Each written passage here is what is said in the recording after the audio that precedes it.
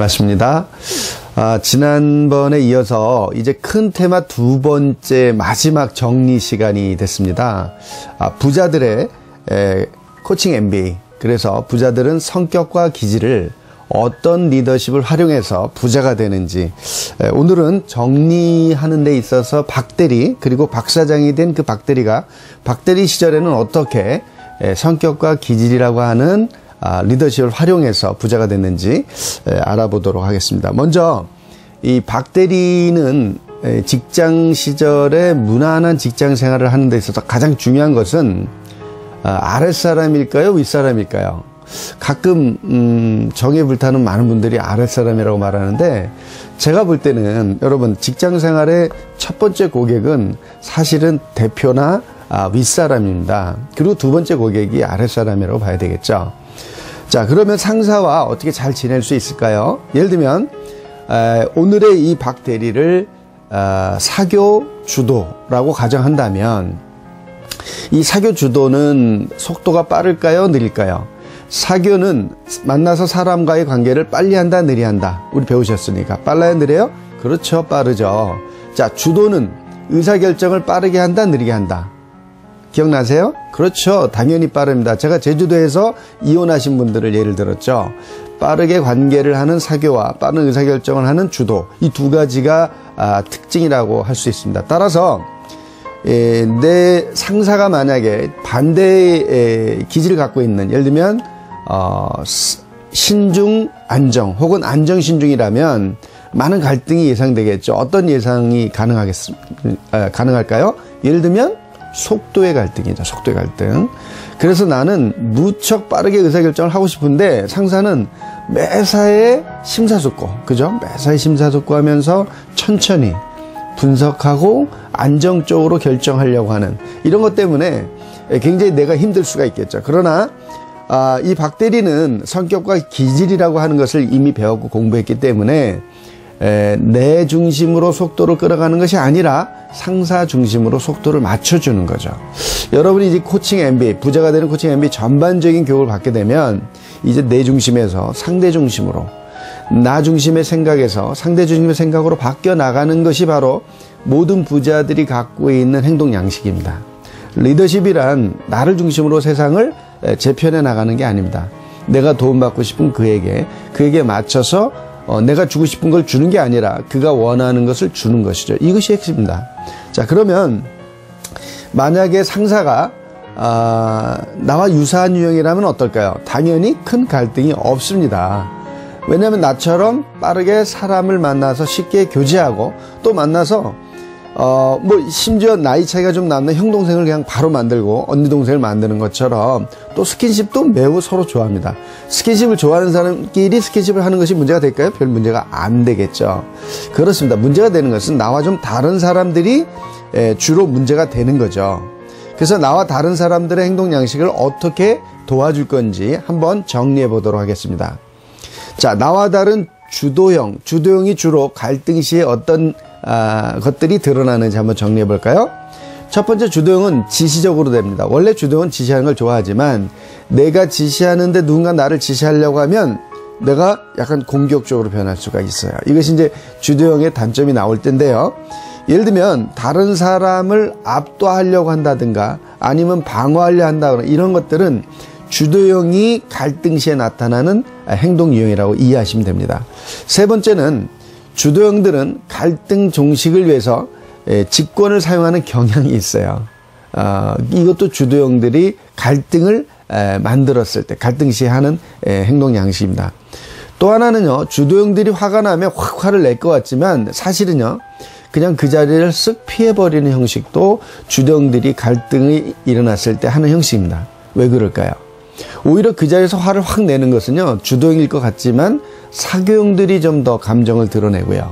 왜냐하면 사교형들은 굉장히 감정적인 사람이라 그랬죠. 그래서 화를 오히려 냅니다. 그래서 마치 잘못 보면 초보자들은 사교형이 주도형이라고 착각할 수가 있어요. 그러나 주도형들은 화를 내기보단 슬쩍 자기가 자리를 피합니다. 그건 뭐냐면, 내가 화를 내면 분위기가 험악해질 텐데, 그죠?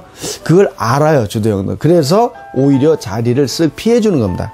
이해되셨죠? 근데 만약에 피해주지 않고 그 도를 넘어선다 그러면 이제 주도형들이 이 호랑이잖아요. 주도형은 으르렁거리면서 한판 붙는 거죠. 자, 그러면 두 번째 사교형들은 갈등 시에 어떻게 행동할지 알아볼까요? 직접 갈등을 회피하는 경향이 있어요. 예를 들면 친구들끼리 놀러 가기로 했어요. 예를 들면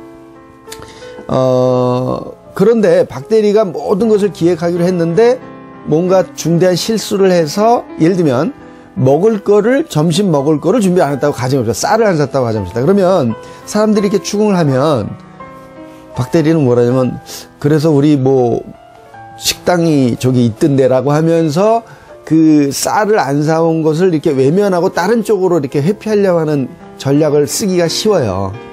그런데 사람들은 지금 그게 중요한 게 아니라 결정적인 실수한 것에 대해서 한번 언급하고 마무리하고 넘어가길 원하는 거죠. 그런데 일반적으로 사교형들은 그 핵심을 다루지 않고 다른 쪽으로 이렇게 넘어가려고 하는 경향들이 나타날 수 있다는 거죠. 이게 바로 사교형이 갈등 시에 나타나는 행동 양식이다. 이걸 이해하시는 게 매우 중요합니다. 또 하나는 같은 맥락인데 약간 부정적 정보를 이게 최소화하려고 하는 거죠. 이것도 그런 의미에서 나타나는 현상이라고 보시면 될 것 같고요. 또 하나는 문제의 핵심을 피해서 이렇게 화난 사람을 그냥 달래기만 하려고 하는 경향들도 이 사교형들이 갈등 시에 나타나는 행동 양식 중에 하나다. 이렇게 이해할 수 있을 것 같습니다. 쉽게 말하면 복잡한 이야기를 사교형들은 좋아한다, 싫어한다? 싫어한다. 예, 그렇습니다. 복잡한 이야기를 피하는 그런 현상들을 좀 볼 수가 있습니다. 자, 그럼 세 번째 안정형. 안정에 맞춰서 제가 속도도 천천히 이야기하고 안정감을 가지고 한번 안정형처럼 이야기를 해보도록 하겠습니다. 이 안정형들에게는요, 너무 빠르게 이야기하면 매우 좋지 않습니다. 안정감을 가지고 편안하게 천천히 충분히 시간을 주면서 안정감을 가지고 대하는 것이 핵심 포인트다. 안정형이 갈등이 일어나면 예를 들어서 어떤 갈등이 심해져서 대립이 만들어지면 어떻게 행동할까요? 예를 들면 그 자리를 살짝 피하는 그런 경향이 나타나는데 이것은 주도형과 매우 다릅니다. 주도형은요, 화가 나는 것을 자기가 낼까봐 자기 자신의 화를 피해서 자리를 피하는 거지만 안정형은 이런 압박의 순간이 너무 싫은 거예요. 그래서 그런 순간을 맞닥뜨리는 게 싫어서 회피를 해버립니다. 좀 다르죠. 근데 현상은 비슷하지만 좀 다르게 이해해야 됩니다. 그래서 안정형들의 장점은 다수가 수긍하는 대안을 찾아서 자기 의견이 아니더라도 거기에 맞춰가는 경향이 있습니다. 그런 면에서 이 안정형들은 크게 분란을 일으키지 않는 사람들이다. 이렇게 이해하셔도 될 것 같고요. 세 번째, 같은 맥락입니다만 전체적인 조화를 위해서 나 자신의 의견을 양보하는 경향이 그래서 나타납니다. 그래서 말없이 침묵을 지키기도 하고 남의 말을 끝까지 들어주는 경향도 있고요. 또 갈등이 아주 심해지는 경우는 자녀의 경우는요. 안정형 자녀를 제가 코칭하는 사례가 있는데 저 지방입니다. 부산 가까이에 있는 지방에서 아이가 집을 나갔습니다. 이 안정사교형인데 안정사교형 자녀들을 둔 부모들은 주의하셔야 됩니다. 너무 심한 압박을 하면요, 놀랍게도 그 순종적이던 안정형이 집을 나가버립니다. 그래서 특히 이제 청소년기, 사춘기가 보통 빠르면 초등학교 5, 6학년, 늦으면 중학교 2, 3학년 때 오지 않습니까? 그래서 중학교가 질풍노도의 시대인데 중학생들을 자녀로 두신 분들은 심하게, 특히 그 아이가 얼굴이 둥글고 그 다음에 입술이 좀 두툼하고 그 다음에 이목구비가 좀 퍼져 있고 그리고 말이 느리고 행동이 좀 느린 편이고 외부 나가는 걸 싫어하고 집에 있는 걸 좋아하고 먹는 거 좋아하고 잠자는 거 좋아하고 그런 특징을 갖고 있다면 절대로 압박하시면 안 됩니다. 이것은 마치 직장에서도 그래요. 안정형들이 보통 속도가 느리기 때문에 상사들의 입장, 만약에 상사가 주도사교나 사교주도라면 굉장히 빠른 분들이죠. 그분들과 갈등을 일으킬 수가 있어요.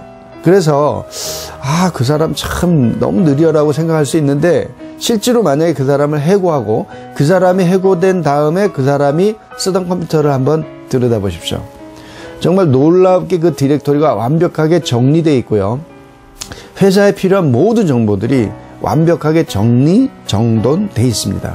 이게 바로 안정형들의 장점이라는 것을 잊지 말기 바랍니다. 아주 갈등이 심해지면 문제 해결을 문제를 해결하기보다는 문제 해결에 무력감을 느껴서 자리를 회피하는 경향이 있다는 거 잊지 마시고요. 자, 마지막으로 신중형들이 갈등을 느낄 때는 어떻게 행동할까요? 처음에는 신중형들이 양보를 합니다. 이렇게 대화를 하다가 이야기를 하면 그렇군요. 그러고 돌아갑니다. 근데 끝난 게 아니고요. 그 문제에 대해서 그때부터 생각하기 시작합니다. 그리고 잠시 후에 이론적으로 무장이 딱 되면 다시 돌아서 또 옵니다. 그래서 방금 이렇게 이야기하셨는데 제가 생각해 보니까 첫째, 이런 면에서 틀렸고, 둘째, 이 앞뒤가 바뀌었고, 셋째, 지난번에 그렇게 하지 않기로 우리가 회의를 했던 기억이 난다. 따라서 어떻게 돼요? 당신이 틀렸다는 얘기죠. 그러니까 이 사교형들이 돌아서서 전략과 분석을 통해서 다시 이야기할 때는 반드시 상당히 논리적인 이야기를 근거를 가지고 쫓아온다. 이렇게 보시면 틀림없습니다. 그래서 갈등이 생기면 문제를 분석 후 논리적 대응을 하는 신중형들의 특징이 있습니다. 그래서 만약에 신중형들에게는 그래서 논리적으로 대응하지 않으면 답이 없다는 거죠. 신중형들은요, 이렇게 협조적인 사람들은 아닙니다. 언뜻 보면요, 신중형들은 좀 비협조적으로 보여요. 왜 그러냐면 논리적으로 설득이 내가 되지 않으면 움직이지 않는 사람들이에요. 논리적으로 설득이 될 때만 움직이는 사람들이다. 이렇게 이해하시더라고요. 그래서 우리 그 박 대리가 만약에 컨설턴트로서 현장에 나갔을 때도 예를 들면 신중한 사장들이 많아요. 신중한 사장들을 만나서 어떤 프로젝트를 제안하거나 마무리할 때는 아주 논리적으로 이야기한 거죠. 그러나 이 박 대리는 논리가 강한 분은 아니에요. 하지만 컨설턴트로서 논리가 매우 필요한 상황. 물론 컨설턴트들은 보통 논리가 매우 중요합니다. 특히 신중형에게는 논리적으로 어프로치하지 않으면 절대로 상대방이 마음의 문을 열지 않습니다. 따라서 겉으로는 표현하지 않아도 속으로는 따르지 않는다는 걸 알기 때문에 이 박 대리는 컨설턴트 할 때 대표이사가 컨설팅을 받는 상대측 회사의 임원이 만약에 신중형이라면 서론, 본론, 결론도 첫째, 둘째, 셋째 이런 식으로 전은 어떻고 중간은 어떻고 후는 어떻다라는 원인과 결과, 논리적 설득을 통해서 컨설팅을 했기 때문에 컨설팅 자체가 성공적으로 수행될 수 있었다는 거죠.